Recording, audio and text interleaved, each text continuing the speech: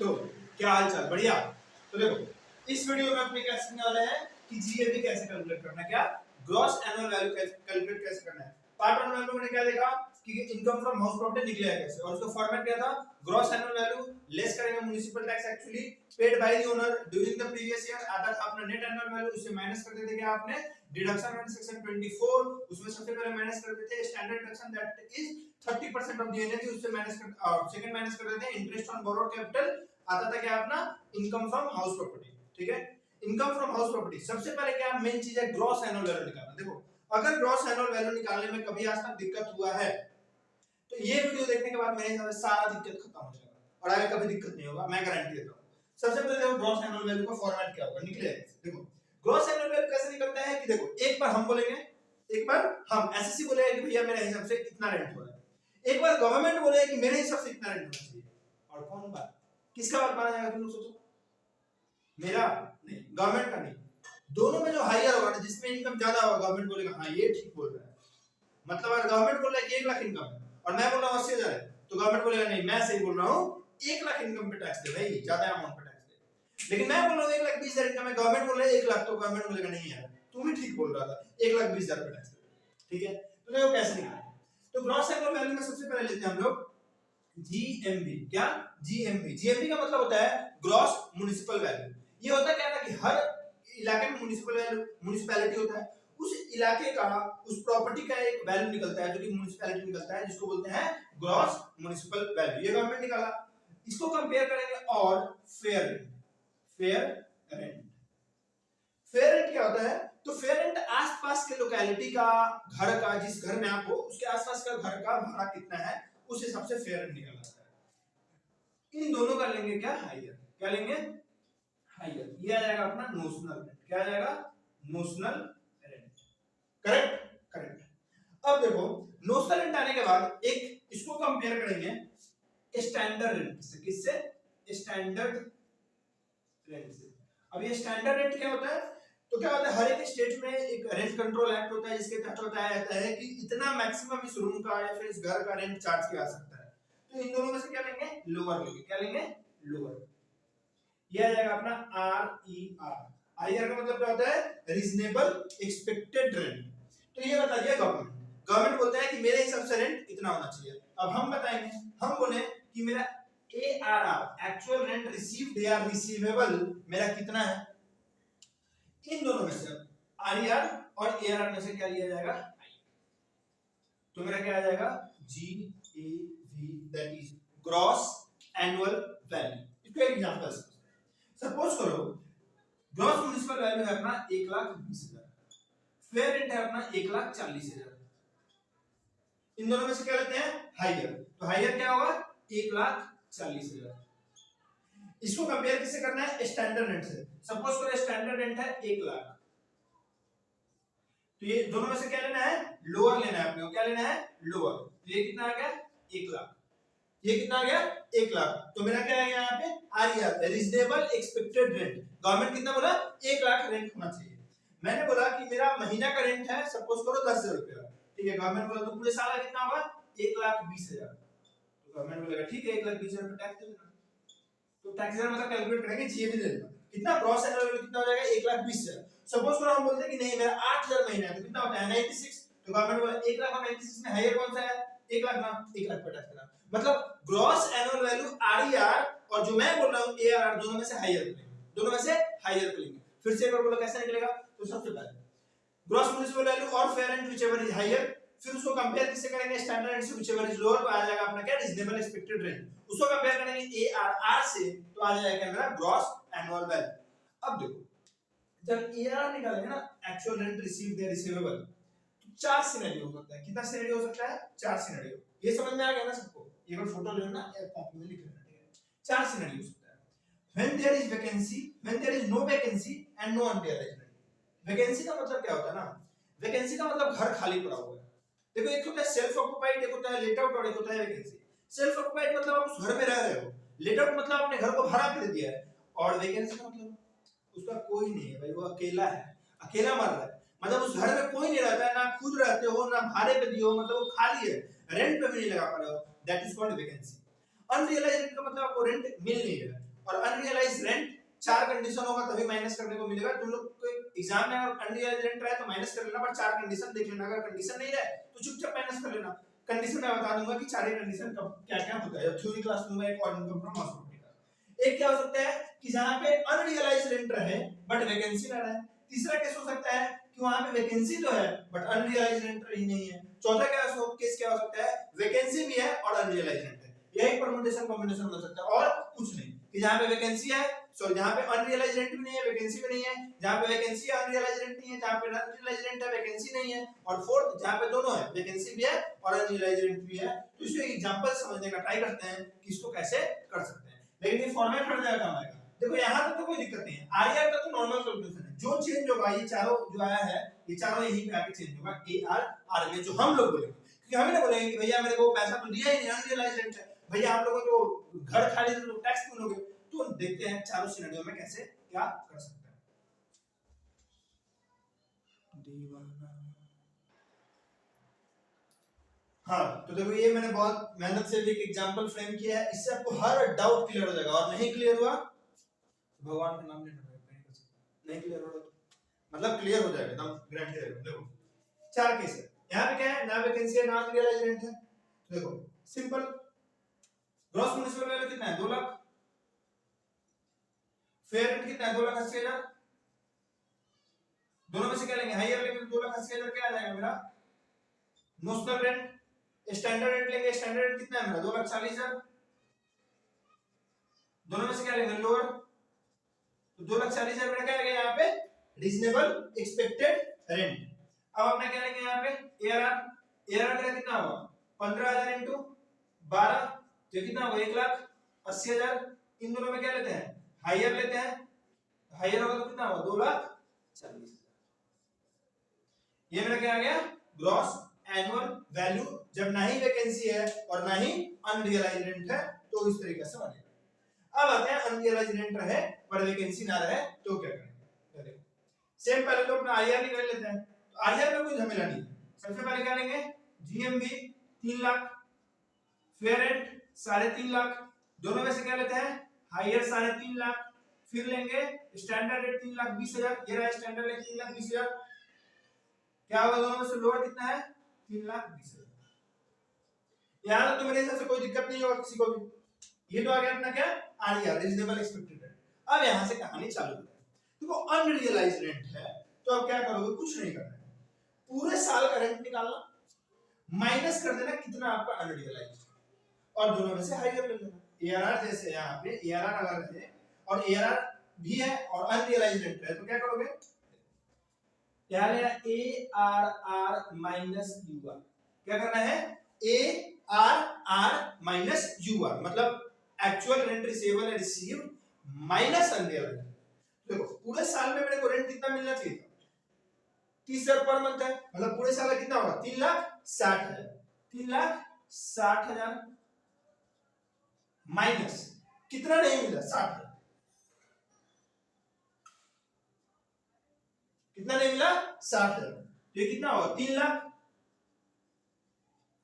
इन दोनों में क्या लेंगे हाइयर, तो ये कितना हो जाएगा 3,20,000,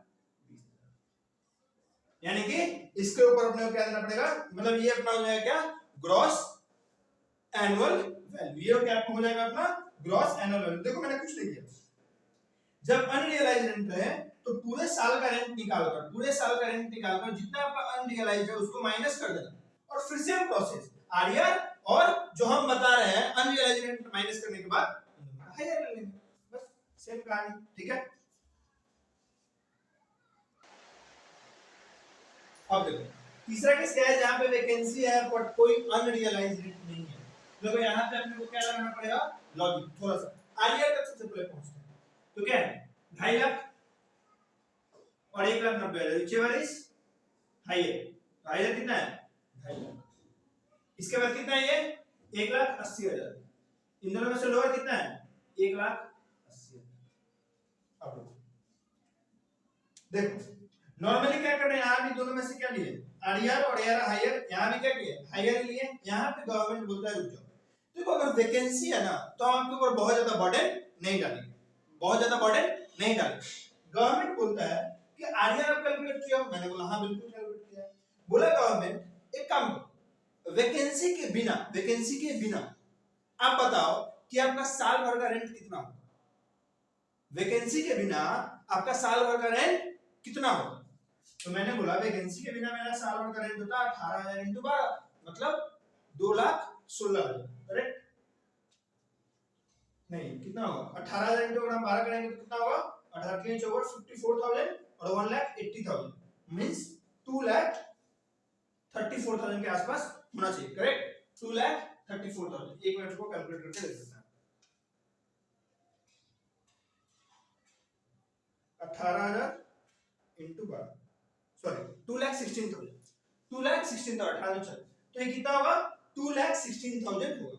तो गवर्नमेंट बोला क्या आपने कैलकुलेट किया क्या कि बिना वैकेंसी का इंपैक्ट लिए आपका रेंट कितना होता? तो मैंने बोला बिल्कुल कैलकुलेट किया। तो गवर्नमेंट बोलता है कितना हुआ? 2,16,000। मैंने बोला कितना? 2,16,000। ओके ठीक है, तो 2,16,000। गवर्नमेंट बोलता है ठीक है, अब बताओ आपका वैकेंसी कितना होगा? अब बताओ आपका वैकेंसी कितना होगा? मैंने बोला सर 3 महीने का मेरा वैकेंसी था। तो बोला कि रेंट कितना होगा 3 महीने का? मैंने बोला कि 34 मतलब 18 या 54,000 मेरा रेंट होगा। तो गवर्नमेंट बोला ठीक है, 54,000 आपका रेंट जो होगा उसके ऊपर हम टैक्स नहीं लगाएंगे। तो देखो गवर्नमेंट क्या बोलना चाहता है। गवर्नमेंट बोलना चाहता है कि सबसे पहले आप पूरे साल का रेंट बताओ और उसको कंपेयर करो मेरे रेंट से, मेरे रेंट से कंपेयर करो। तो 1,80,000 और 2,16,000 स्टेप 1 और स्टेप 2। 1,80,000 और 2,16,000 में हायर कौन है? 2,16,000। तो गवर्नमेंट बोलता है नहीं, अगर वैकेंसी नहीं होता, अगर वैकेंसी नहीं होता मतलब 3 महीने का वैकेंसी नहीं होता तो मेरे को कितना रेंट मिलता? 2,16,000 और हम 2,16,000 के ऊपर टैक्स देते थे। तो गवर्नमेंट बोलता है कि नहीं आप सच्चे हो, आप क्या हो? सही आदमी हो। अगर वैकेंसी नहीं होता तो हम 2,16,000 पे टैक्स देते क्योंकि हायर 2,16,000 था। तो आप काम करो वैकेंसी का इंपैक्ट ले लो। तो मैंने बोला वैकेंसी का इंपैक्ट ले लो, हां। तो वैकेंसी का इंपैक्ट ले लूंगा तो कितना होगा? 54,000 माइनस करूंगा यहां पे, तो ये कितना होगा? 1,62,000 होना चाहिए। 1,62,000 ये होगा, ठीक है? 1,62,000।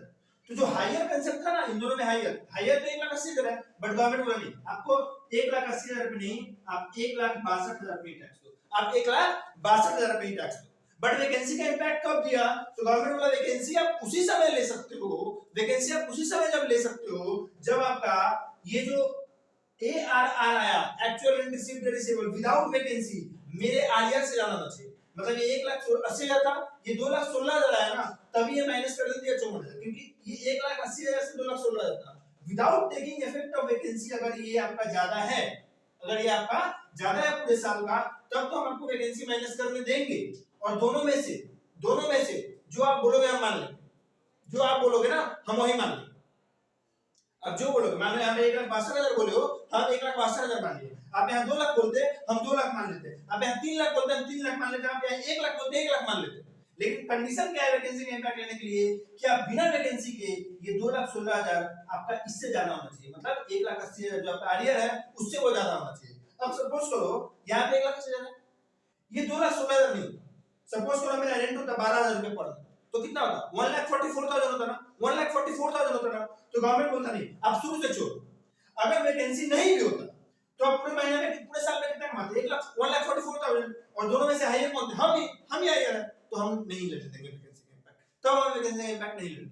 तो गवर्नमेंट बोलता है कि सबसे पहले हाईयर कैलकुलेट करो, हाईयर कैलकुलेट करने के बाद ये आप पूरे साल का इंपैक्ट निकालो, पूरे साल का रेंट निकालो without taking the impact of vacancy, और चेक करो क्या आप सच बोल रहे हो, क्या आप हाईयर हो मेरे से। अगर आप हाईयर हो तो वैकेंसी का इंपैक्ट ले लेना, आप जो बोलोगे हम वही मान लेंगे, मतलब 1,62,000 मेरा जीएबी मान लेंगे। लेकिन आप पहले से झूठ बोल रहे हो, मतलब यहाँ पे 2,16,000 जो आया है, यहाँ पे 1,80,000 से कम था, मतलब आरईआर से कम रहा था मेरा एआरआर पूरे एक्चुअल रेंट रिसीव्ड रिसीवेबल पूरे साल का, तो हमको यहाँ वैकेंसी का इंपैक्ट नहीं मिलता। गवर्नमेंट को बोलता आप वैकेंसी भूल जाओ, तो हम क्या करते हैं यहाँ पे 1,80,000 और यहाँ पे अगर 12,000 इंटर तो 1,44,000, दोनों में से जो हाईयर रहता ना फिर वही ले लेते। बात समझ में आया कि नहीं आया? चलो तो सिंपल आरईआर तक कैलकुलेट करना, आरईआर तक कैलकुलेट करने के बाद आप उसको कंपेयर करना आपके एआरआर से without taking the impact of vacancy. Without taking the impact of vacancy मतलब 18,000 पर बन जाना, तो 18,000 दोबारा करना। अब कंपेयर करना क्या आपका आरईआर से ज्यादा रेंट आ रहा है? तो मैंने बोला बिल्कुल आरईआर से नहीं ज्यादा, 2,16,000 रेंट आ रहा है। तो गवर्नमेंट बोलेगा तब आप वैकेंसी का इंपैक्ट ले लेना, तब मेरे को कोई दिक्कत नहीं है तो एक 2,16,000 से आपको जितना 4 महीने 3 महीने जो भी आया है माइनस कर देना और आप जो बोल रहे हो वही मान लेना। अब 1,62,000 को 1,62,000 अगर यहाँ 1,92,000 पे था तो आपको 1,92,000 ले लेता, ज्यादा ले लेता, ठीक है। तो यहाँ पे जो बोलते हैं वो मान लिया जाता है। अब आते हैं फोर्थ केस में जहां पे वैकेंसी भी है और अनरियलाइज्ड रेंट भी है। तो सबसे पहले देखो यहाँ सेम कहानी 2,40,000 2 लाख, दोनों में से हायर कौन सा 2,40,000, ये कितना हो गया 2,50,000, दोनों में से लोअर कितना है 2,40,000। तो देखो सेम कहानी, गवर्नमेंट बोलता है कि देखो वैकेंसी है ना, तो वैकेंसी है तो उसको क्लिक करेगा कि आप एरर मत without taking the impact of vacancy, लेकिन अनरियलाइज्ड रेंट का इंपैक्ट ले सकते हो। तो गवर्नमेंट बोला ठीक है। तो अगर मैं बोलूं कि चेक करने के लिए कि क्या मैं सच बोल रहा हूं, पूरे साल का रेंट कितना होगा, सबसे पहले निकालो 2,40,000, क्योंकि 20,000 का रेंट है ना, 2,40,000 पूरे साल का रेंट होगा, करेक्ट, माइनस 20,000, तो ये कितना होगा 2,20,000, 2,20,000। अब गवर्नमेंट बोलेगा कंपेयर करो मेरे और आप में, तो मैंने बोला कि 2,20,000, गवर्नमेंट कितना बोला 2,40,000, बोला कि आप वैकेंसी का इंपैक्ट नहीं देंगे। क्यों नहीं देंगे, क्योंकि आप पहले झूठ बोल रहे हो। आप झूठ बोल रहे हो ना कि 2,20,000 नहीं है, ये 2,40,000 है ना, तो आप झूठ बोल रहे हो, तो आपको वैकेंसी का इंपैक्ट नहीं देंगे। अगर मान लो यही अपना 2,60,000 या फिर 2,70,000 और 2,70,000 माइनस 20,000 करते तो कितना होगा 2,50,000, और गवर्नमेंट बोलता नहीं आप सच बोल रहे हो, अब 2,50,000 बोल रहे हो, मतलब अगर ये वैकेंसी नहीं होता तो आप टैक्स ज्यादा देते, इसलिए हम आपका वैकेंसी का इंपैक्ट लेने देंगे, और यहाँ आप जो बोले वो मान लेंगे। लेकिन आप तो यहाँ पे कम बोल रहे हो, इसलिए हम यहाँ पे वैकेंसी का इंपैक्ट नहीं देंगे। सीधा यहाँ 2,20,000 है ना, इसको 2,20,000 लो और हायर पे रेंट करो, हायर मेरे को जे भी मान के दे दो, हायर ले लो, ठीक है। अगर यहाँ 2,70,000 रहता तो 2,50,000 आता यहाँ पे, अगर ये 2,70,000 रहता माइनस 20 करके 2,50,000 आता, इन दोनों का देखता कि नहीं हायर है ना, आप हायर बोल रहे ना, तो वैकेंसी का इंपैक्ट लेने देता और 40,000 माइनस कर देता, तो 2,40,000 सॉरी 2,50,000 यहाँ आता, 2,50,000 माइनस 40,000 2,10,000, तो गवर्नमेंट यहाँ 2,10,000 देता। तो आई होप सो कि आपको ये जितना फंडा था ये क्लियर हो गया होगा। तो वैकेंसी अगर है तो आरआर निकालना और आपका पूरे साल का रेंट लेना, अनरियलाइज्ड रेंट है तो माइनस कर देना, अनरियलाइज्ड रेंट नहीं है तो पूरे साल का रेंट लेना और कंपेयर करना कि क्या आप सच बोल रहे हो, पूरे 12 महीने का रेंट आता तो क्या आप सच बोल रहे थे कि आप गवर्नमेंट से भी ज्यादा देते, हाँ अगर आरआर से भी ज्यादा देते तो वैकेंसी का इंपैक्ट लेना, अब गवर्नमेंट मान लेगा आपका बात, गवर्नमेंट आपका बात मान लेगा, लेकिन अगर हाँ कम आएगा तो गवर्नमेंट आपका बात नहीं मानेगा। होप्स आपको ये ग्रॉस एनुअल वैल्यू कैसे निकालना है समझ में आ गया होगा, और मेन यही है chapter income from house property, और कुछ नहीं, ग्रॉस एनुअल वैल्यू निकालने आ गया, इनकम फ्रॉम हाउस प्रॉपर्टी के सम्स बन जाएगा। आज का वीडियो यहीं पे रुकता है, चलो bye bye, thank you for watching.